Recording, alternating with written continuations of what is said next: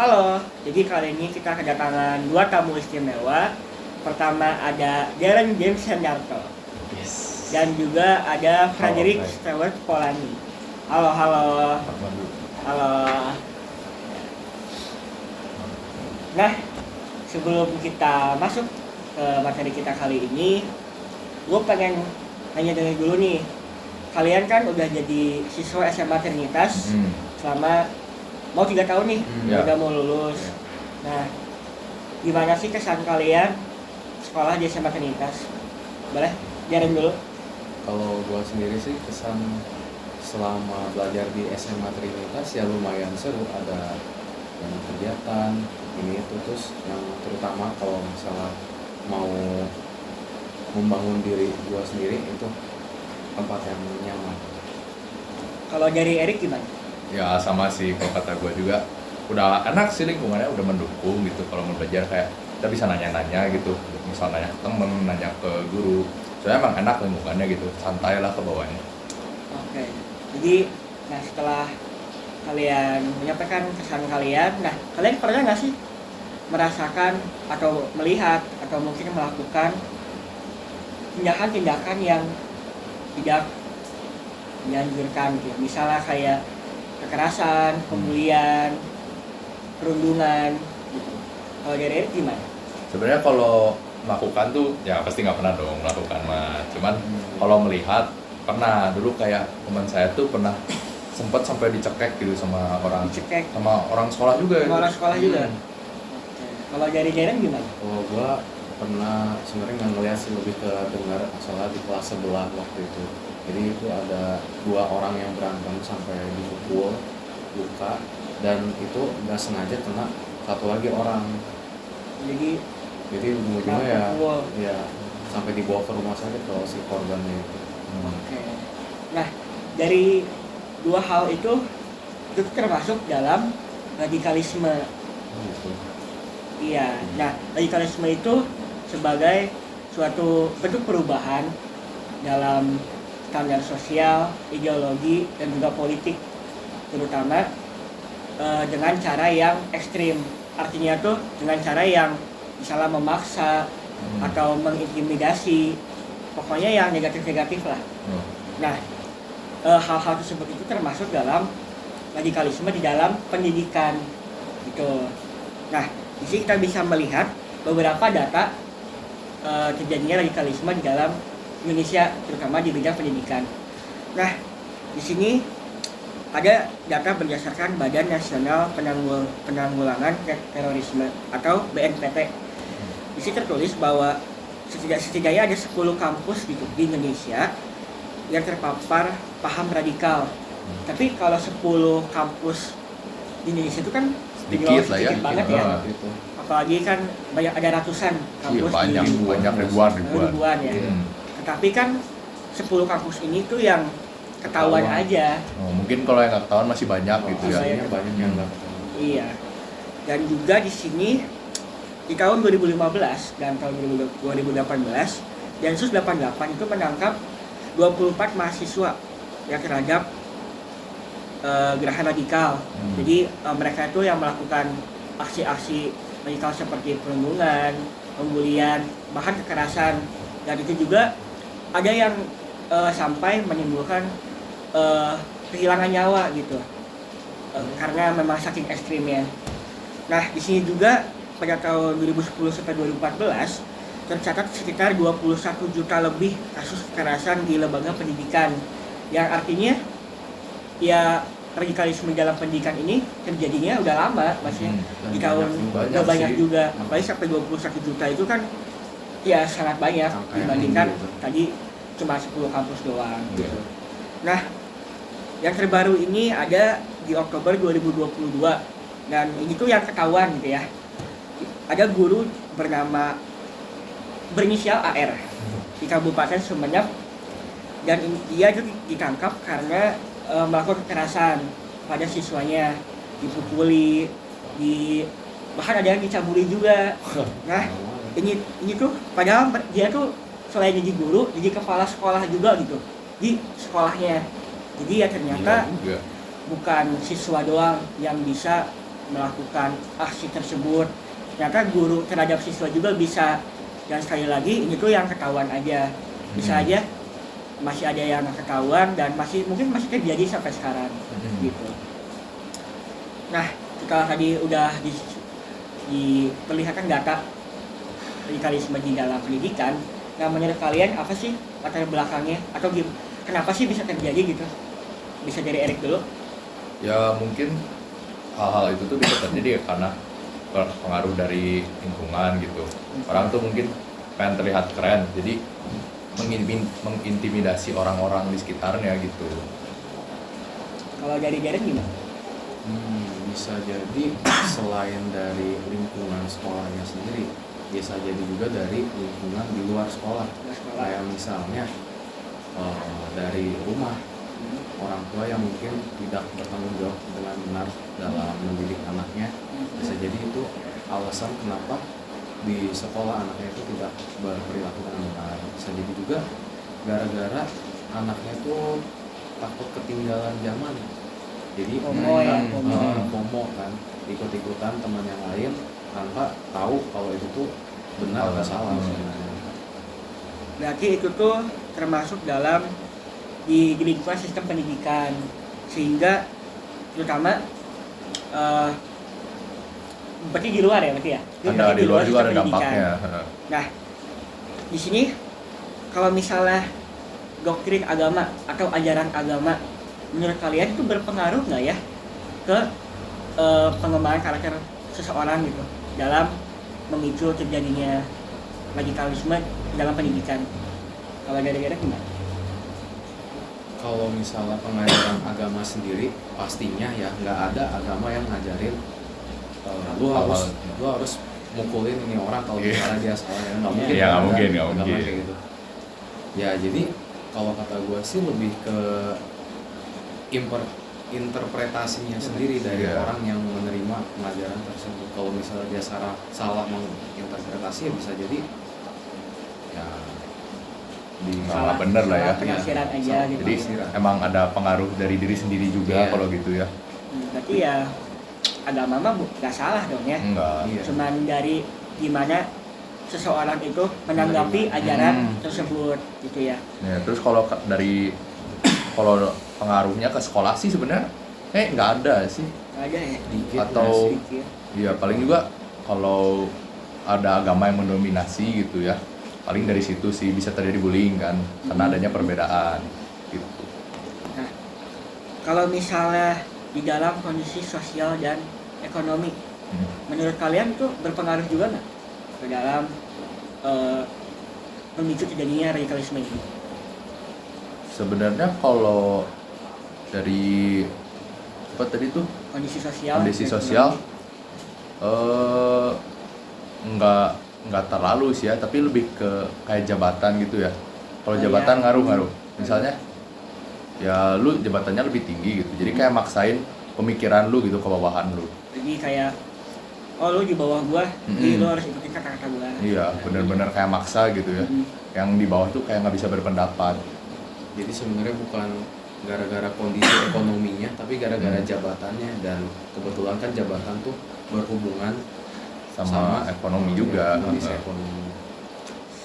Oke, jadi kita udah membahas dan memberikan pendapat kita tentang apa sih latar belakang dalam radikalisme, dan kita bisa menyimpulkan nih, jadi menurut kalian apa sih dampaknya dari aksi-aksi radikalisme dalam pendidikan ini, seperti yang tadi kan bullying atau misalnya perundungan, kekerasan di dalam pendidikan, terutama ya di sekolah gitu. Kalau dari Gareth gimana?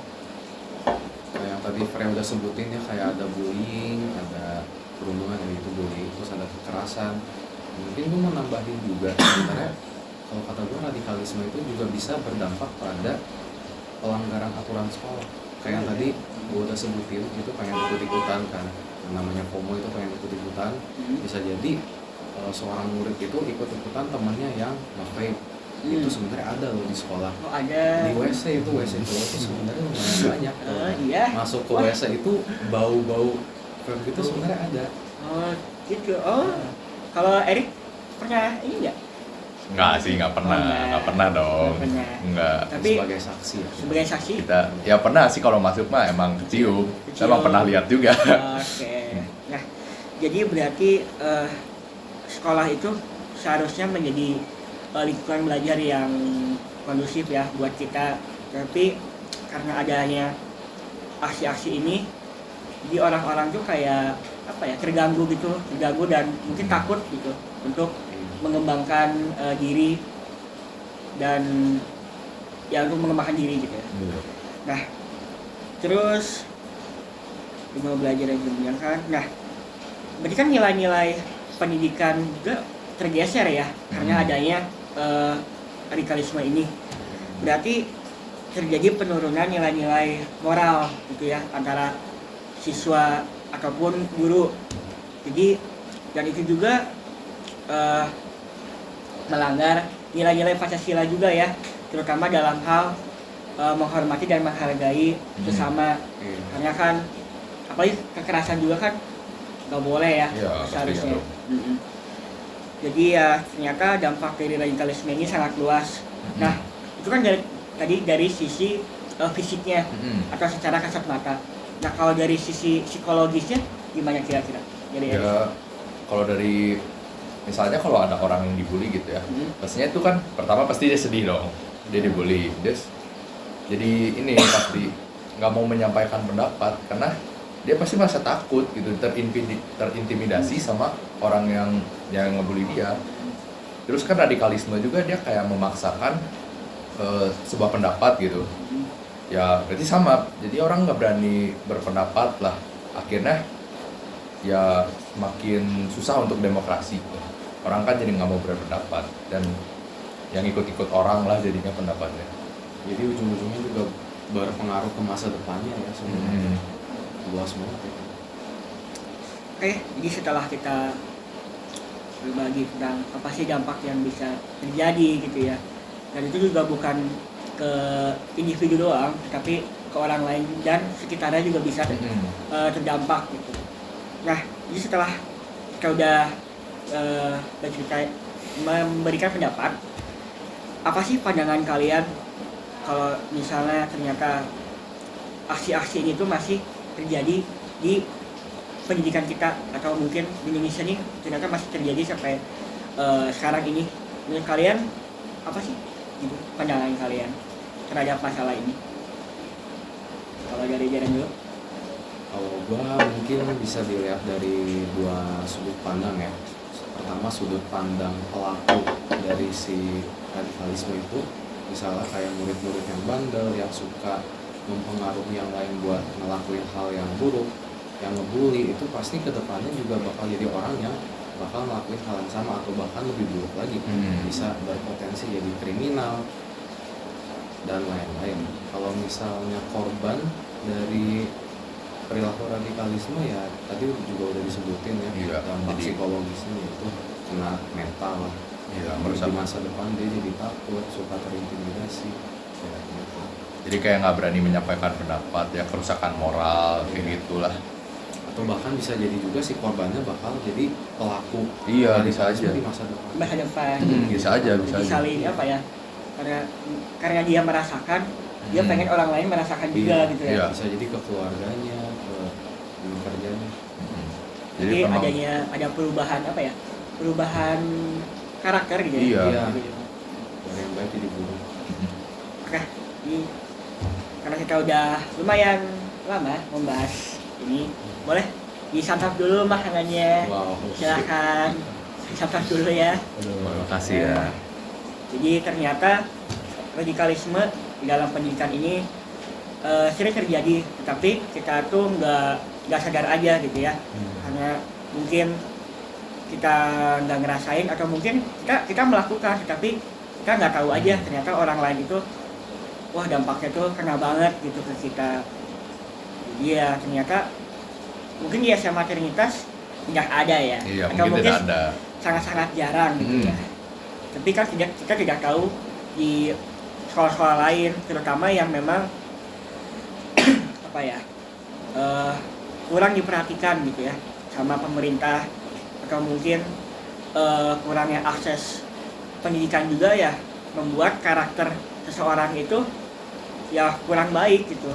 Benar banget. Iya mungkin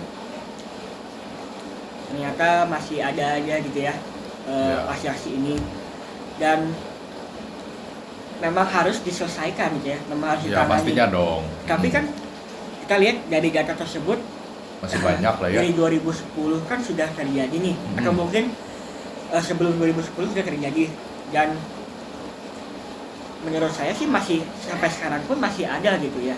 Ya, Sampai makanya ada 21 juta. Ya. Mau Kan? Mau itu dari hal-hal kecil gitu kan, kita kan nggak tahu ya, kadang nggak kerasa gitu. Jadi ya ternyata walaupun mungkin dari pihak keluarga, dari pihak sekolah, dari pihak pemerintah sudah melakukan solusi atau mungkin ya solusi untuk menanggapi masalah ini kan, tapi masih terjadi gitu ya. Berarti kan ada ketidakrataan apa ya namanya, tidak merata lah pendidikannya gitu ya. Dia paling ya ini menjadi masalah yang harus diselesaikan, cukup serius juga, apalagi dampak di masa depannya itu sangat-sangat berpengaruh gitu. Oke, jadi kita mau lanjut membahas materi ini. Setelah tadi kita sudah memberikan pandangan kalian berdua. Nah, apa sih gagasan atau mungkin rencana yang mungkin kalian bisa lakukan gitu untuk kedepannya dalam mengatasi permasalahan radikalisme di pendidikan ini? Bisa dari Erik dulu. Ya pertama kan kayak hubungan dengan orang tua itu tuh sangat penting gitu. Karena itu tuh tempat pertama yang untuk membangun karakter seseorang. Jadi emang pengaruh orang tua tuh sangat penting. Terus untuk yang kayak merasakan apa ya kayak terbuli gitu akibat radikalisme ya, itu tuh kayak jangan takut lah untuk untuk ngomong gitu, karena ya dengan ngomong tuh mungkin masalahnya bisa diselesaikan gitu. Mau itu ngomong dengan orang tua atau mungkin dengan guru BK itu bisa membantu. Terus kayak menekankan lagi pemerintah tuh menekankan toleransi dalam pendidikan, misalnya dari dalam P5 gitu, kayak gitulah. Kalau dia Erik? Mungkin sekolah juga bisa berupaya untuk mengurangi perilaku radikalisme, yaitu mungkin caranya dengan memperbanyak tugas-tugas proyek yang istilahnya bersifat inklusif lah, yang siapa aja tuh bisa ikut. Jadi ini juga bisa mengurangi angka eksklusivitas kalau di sekolah. Jadi kalau kayak P5 juga bisa membantu kan sebenarnya. Kayak kita kan presentasi ini, itu kan ya koordinasi terus sama bisa harus berani menerima pendapat orang lain gitu ya. Terus harus berani menyampaikan pendapat juga gitu ya. Bisa membantu. Berarti ternyata ya P5 ini walaupun kita melihat P5 itu sebagai program yang mungkin kurang diminati ya di sekolah, terutama di SMA ini, tapi ternyata memiliki dampak positif gitu ya. Apalagi kan P5 ini kebanyakan proyeknya tentang secara bersama-sama gitu ya. Misalnya dulu tuh kita berjualan, ya kan, kita berjualan terus bikin alat permainan tradisional. permainan tradisional kelas 10. Iya, ternyata itu tuh bisa meningkatkan rasa percaya diri lah, hubungan antar teman juga saling jadi bisa mempercayai satu sama lain. Nah, berarti menurut kalian kurikulum Merdeka itu lebih baik nggak dari kurikulum 13 dalam mengembangkan nilai-nilai toleransi? Kalau dari Eren? Bisa dibilang lebih baik sih, karena ya tadi kita udah bahas, proyek-proyek P5 yang kebanyakan berupa tugas kelompok itu kan sangat menjunjung tinggi kerjasama, itu udah wajib banget. Jadi kalau kata gue sih lumayan. Lumayan. Sama sih kalau kata gue juga emang udah membantu sih itu buat menumbuhkan karakter siswa.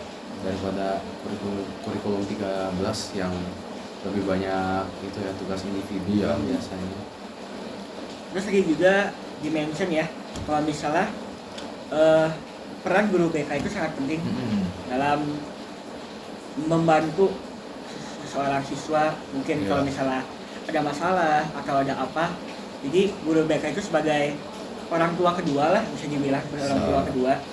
Jadi tentu saja siswa juga harus berani ya.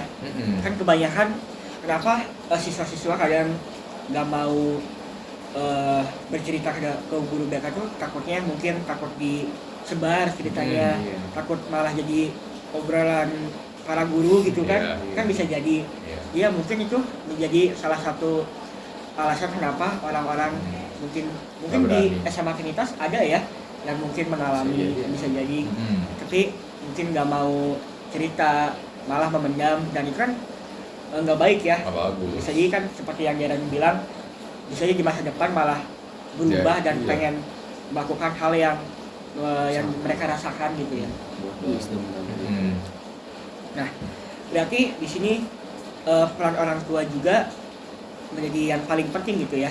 Karena kan dari kecil gitu ya, maksudnya dari pendidikan orang tua itu berarti membangun karakter seseorang tuh memang dari kecil sampai dia dewasa itu Sangat berpengaruh. berpengaruh kan. Jadi bukan hanya sekolah yang harus membantu dalam membangun karakter, tapi orang tua juga harus memiliki ilmu yang memadai aja gitu. Terutama dalam bahayanya radikalisme. Iya, sebelum masuk sekolah itu ya anak-anak itu juga udah harus dididik duluan.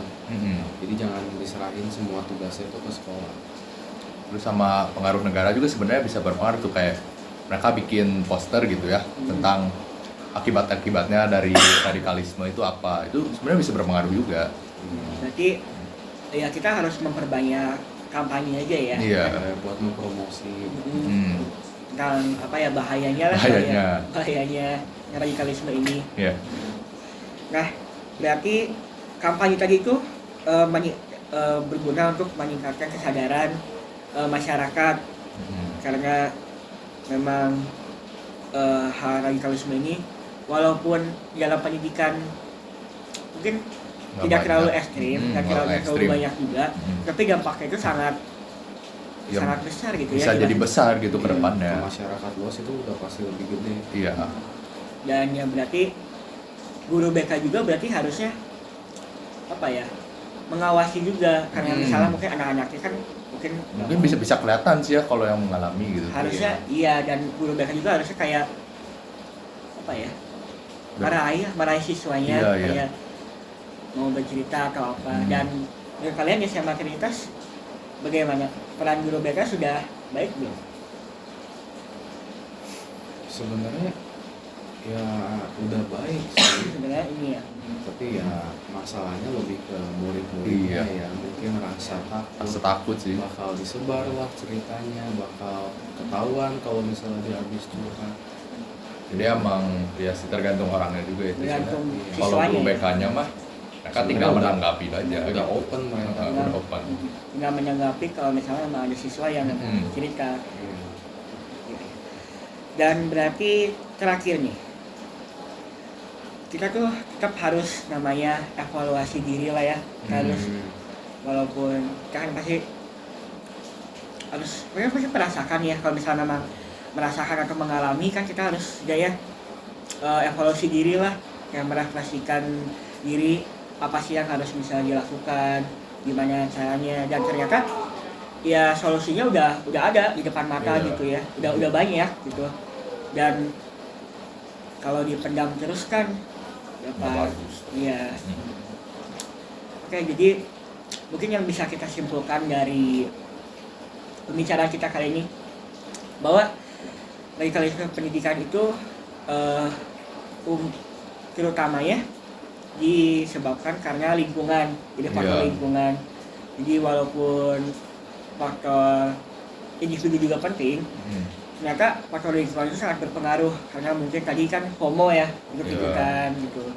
Dan orang juga, tua. dan juga dampaknya juga signifikan ya. Walaupun mungkin tidak terlihat Untuk sekarang, sekarang. Tapi kalau Tapi- dibiarin terus makin lama makin Iya. jadi berbahaya. dan ternyata masalah itu masih ada dan ternyata dan memang harus diselesaikan gitu. Dan solusi yang paling yang paling utama gitu dalam menanggulangi radikalisme ini ya pertama dari diri sendiri dan juga ya faktor lingkungan juga sih sebenarnya ya. Gimana seseorang itu memilih pergaulan, memilih komunitas gitu ya. Kalau misalnya memang dia bijak dalam memilih pergaulan ya, dia juga bakal mereka satu komunitas itu bakal membantu. Iya, saling mendukung lah ya. Jadi suatu komunitas yang sehat. Jadi menghasilkan hal-hal positif lah ya. Kalau misalnya seseorang itu nggak bisa memilah gitu ya, atau mungkin ikut-ikutan yang buruk karena mungkin takutnya nggak ada temen lah atau apa, Bisa. tapi dampaknya buruk kan ya itu rugi sendiri kan. Walaupun mungkin saat itu mungkin bisa punya banyak teman, punya apa, tapi kan untuk kedepannya kan sangat-sangat berpengaruh gitu ya. Jadi ya mungkin segitu aja dengan pembicaraan kita kali ini. Terima kasih kepada dua tamu kita, terima kasih pada Darren dan juga Erik sudah menyempatkan waktunya untuk berbincang-bincang Iya. mengenai radikalisme di dalam pendidikan, terutama ya di sekolah gitu ya. Jadi ya mungkin segitu saja. Kasih ya. Kalian pizzanya habisin atuh, gue udah habis duluan. Iya, habisin. saya habisin.